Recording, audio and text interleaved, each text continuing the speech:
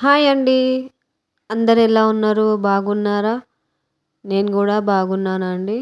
Welcome to my channel Shweta vlogs. నేను శ్వేత. ఇంకా ఈరోజు అయితే సండే అండి. అందరికీ హ్యాపీ సండే. కొత్త వాళ్ళు చూస్తుంటే లైక్ చేయండి, షేర్ చేయండి, సబ్స్క్రైబ్ చేసుకోండి శ్వేత వ్లాగ్స్ ఛానల్ని. ఇంకా మార్నింగ్ అయితే ఇడ్లీ పిండి ఉందండి. ఇడ్లీ అయితే పెట్టేస్తున్నా. ఈరోజు సండే కదా, ఇంకా కొంచెం లేటే అయింది ఈరోజు. ఇంకా అన్ని పనులు అయితే చేసుకున్నానండి. గిన్నెలు అవి క్లీన్ చేసుకొని ఇల్లు మొత్తం క్లీన్ చేసుకున్నానండి. ఇంకా తర్వాత అయితే టిఫిన్ చేస్తున్నా. ఈరోజు ఇడ్లీ పెడుతున్నానండి.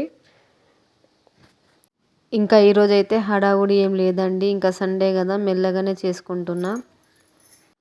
సండే స్పెషల్ మీ ఇంట్లో స్పెషల్ ఏంటో కామెంట్ అయితే చేయండి. ఇంకా నేనైతే 3-4 ప్లేట్సే పెడుతున్నానండి ఇడ్లీ. ఇంకా ఆయిల్ రాసేసి ప్లేట్లకి పిండి అయితే వేసుకున్నా. ఇంకా ఈరోజు అయితే బగారా రైస్ ఇంకా చికెన్ కూడా వండాలండి. ఈరోజు సండే కదా, ఇంకా పిల్లలైతే సండే స్పెషల్ ఏమని అడుగుతారండి. నాన్ వెజ్ పక్కా ఉండాలి. ఇంకా సండే వచ్చిందనుకోండి, ఇంకా సండే అయితే నాన్ వెజ్ పక్కా ఉండాలి వాళ్ళకి. ఇంకా ఈరోజు అయితే చికెన్ ఇంకా బగారా రైస్ చేద్దాం అనుకుంటున్నా. ఫస్ట్ అయితే ఇంకా టిఫిన్ పెట్టేసి తినేసిన తర్వాత డిసైడ్ అవ్వాలి. చికెన్ బగారా రైస్ చేద్దాం అనుకుని డిసైడ్ అయితే అయ్యాను. కాకపోతే ఇంకా క్లారిటీ పిల్లలతో అడగాలి. చికెన్ బగారా రైస్ చేయాలా, వాళ్ళ ఒపీనియన్ ఉంటుందండి. ఇంకా వాళ్ళ ఒపీనియన్ ఎట్లా ఉంటుందో అట్లానే చేయాల్సి వస్తుంది. ఇంకా ఇడ్లీ ప్లేట్స్ అయితే పెట్టేశానండి. ఇంకా 10 నిమిషాల్లో ఇడ్లీ అయితే రెడీ అయిపోతుంది. నేను ఇంకా అయితే పల్లి చట్నీ చేసుకున్నానండి. పల్లి చట్నీ చేసుకొని తినేసానండి. పిల్లలకి ఇచ్చేసాను, మా వారికి ఇచ్చేసాను, నేను కూడా తినేసాను. ఇంకా తిన్న తర్వాత అయితే ఇంకా చికెన్ అయితే తెచ్చారండి మా వారు. ఇంకా నేనైతే ఉప్పు వేసి లెమన్ వేసుకొని అయితే కడిగానండి చికెన్ని. నీట్గా అయితే కడిగేసి పక్కన పెట్టుకున్నానండి, స్మెల్ రాకుండా.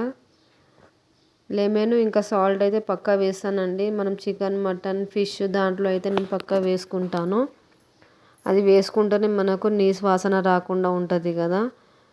తెలిసిన వాళ్ళకు చెప్పట్లేదండి, తెలియని వాళ్ళకు చెప్తున్నా. లెమన్ సాల్ట్ వేయడంతో నీసు వాసన రాదు. ఇంకా అయితే చికెన్ని బాగా కడిగేసానండి. కడిగేసి ఇంకా పక్కన పెట్టుకున్నానండి చికెన్ని. తర్వాత ఆనియన్స్ అయితే ఒక 3-4 ఆనియన్స్ అయితే తీసుకున్నానండి కర్రీ కోసం. ఇంకా నా దగ్గర అయితే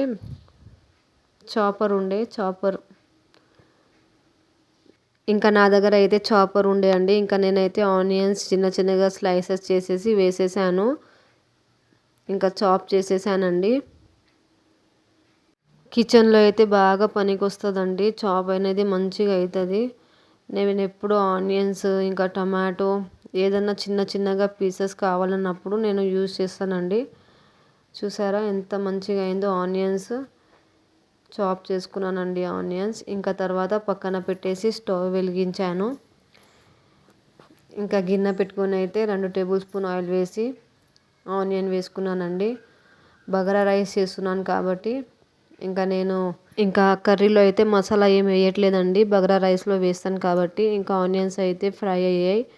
ఇంకా చికెన్ వేసేసి అల్లం వెల్లుల్లి పేస్ట్, ఉప్పు ఇంకా పసుపు వేసేసి కలిపేసాను.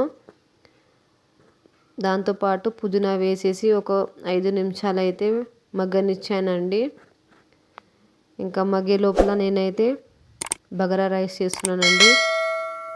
3 టేబుల్ స్పూన్ ఆయిల్ వేసుకొని హోల్ గరం మసాలా అన్నీ వేసుకొని ఫ్రై చేసుకోవాలి. తర్వాత ఆనియన్స్ వేసి ఫ్రై చేసుకొని కొత్తిమీర, పుదీనా వేసుకోవాలి. ఇంకా దాని తర్వాత అల్లం వెల్లుల్లి పేస్ట్ వేసుకొని ఫ్రై చేసుకొని మనం తగినంత నీళ్ళు, ఒక గ్లాస్కి 1.5 గ్లాస్ వాటర్ వేసుకోవాలండి. నేనైతే అందాజాగా వేసాను. నేను కరెక్ట్ వేస్తానండి, నాకు తెలిసిపోతుంది. ఇంకా నేనైతే వేసుకున్నాను. ఇంకా వేసుకొని ఉప్పు వేసుకొని నీళ్ళు మరిగే వరకు అయితే పెట్టుకున్నానండి. ఇంకా చికెన్ కూడా ఉడికిందండి. తర్వాత నేనైతే టమాటా వేసుకొని 2 టేబుల్ స్పూన్ కారం వేసుకొని తగినంత నీళ్ళు వేసుకున్నానండి. కొంచెం కర్రీలాగా చేశాను. ఇంకా చికెన్ రెడీ అయిందండి. లాస్ట్కి గరం మసాలా, ధనియా పౌడర్ అయితే వేసుకొని కొత్తిమీరతో గార్నిష్ చేసుకున్నా. ఇంకా నీళ్ళైతే మరిగాయండి. ఇంకా నేను రైస్ వేసుకున్నానండి. 3 గ్లాస్ రైస్ అయితే నేను వేసుకున్నాను. ఇంకా లంచ్ అయితే అయిపోయిందండి. Thank you for watching.